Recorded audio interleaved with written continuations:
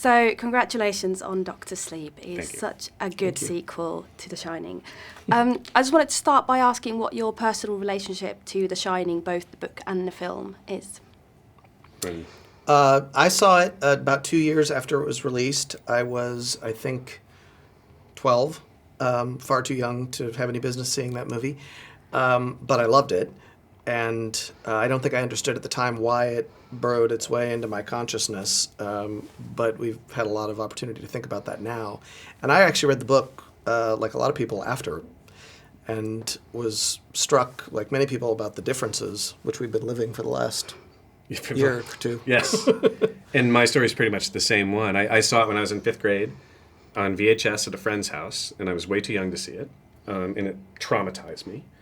And I didn't read the book until high school or college. I mean, it was way later. And by then, I'd revisited the film a lot. That film was very formative for me.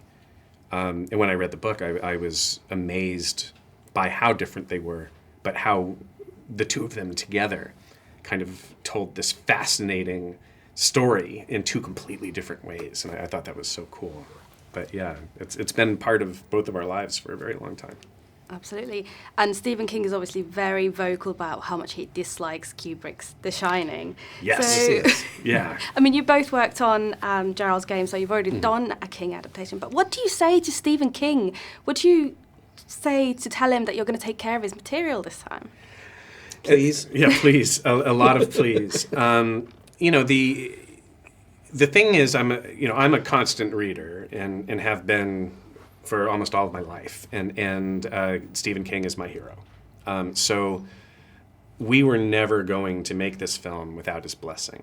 Now, in order to kind of reassure him, what we said was, look, we really think that there's a way to marry both of these worlds, and that knowing how he feels about The Shining, we understand why he feels that way. However, as a masterpiece of cinema, the Kubrickian Shining has ingrained itself into the collective consciousness, and to try to pretend otherwise would be a fool's errand, I think. So the pitch we made was, look, we'd like to do this within Kubrick's cinematic legacy, but as we do, here's how we'd like to do it, and here's specifically how we want to protect Dan's story, because it's really all about Dan. So when we pitched that, we pitched a few specific moments that would happen in the Overlook itself, including a scene that takes place at a bar toward the end of the film, and that's what made him agree to let us try. So yeah, it was a tightrope and remained that way all the way to the end. Was there anything that he was particularly protective of from the source material? Oh, yeah. Well, and, we had the benefit of, as famously as he has expressed his displeasure with Kubrick's film, he's also been very specific about it. He's been very specific about why he didn't like it. And one of the things that we were able to say was, what if we could go back to the source material, to The Shining? What if we could take some of the things that Kubrick had gotten rid of and bring them back? So while we're celebrating his cinematic legacy, what if we're at the same time able to bring back some of the things you never got out of the Shining adaptation? And what if we kind of give those to Dan instead of to Jack? And that, I think, was something that he responded well to. But yeah, it was all mostly about the anxiety of knowing he was going to see the film eventually, and hoping that he was going to like it, because there's one thing we learned from The Shining: if he doesn't like it, he won't be shy. So, fair enough. Yeah.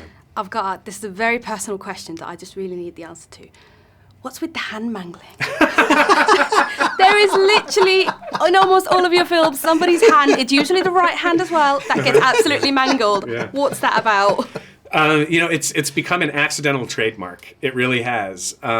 There are things that That are subconscious. Maybe it is subconscious. Mm-hmm. Maybe yeah. I have a phobia of two types of injury. One is to the eye, and the other is to the fingernail. That messes me up in a big way.